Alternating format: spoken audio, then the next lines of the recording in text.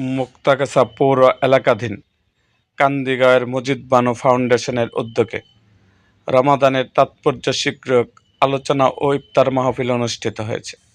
শুক্রবার ৬ মার্চ ফাউন্ডেশনের প্রতিষ্ঠাতা অ্যাডভোকেট মতিউর রহমান আকন্দের উপস্থিতিতে এই অনুষ্ঠানে বিশেষ অতিথি হিসাবে উপস্থিত ছিলেন ময়মনসিংহ জেলা জামায়াতে ইসলামীর আমির জনাব আব্দুল করিম।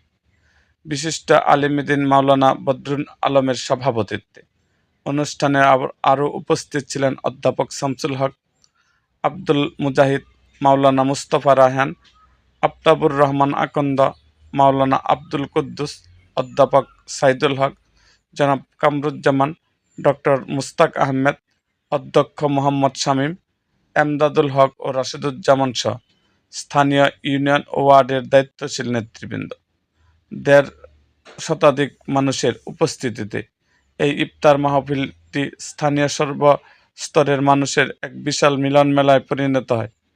পরিশেষে মহান আল্লাহর দরবারে এই আয়োজনের কবুলিয়াত এবং দেশ ও জাতির সমৃদ্ধি কামনায় বিশেষ মোনাজাত করা হয়।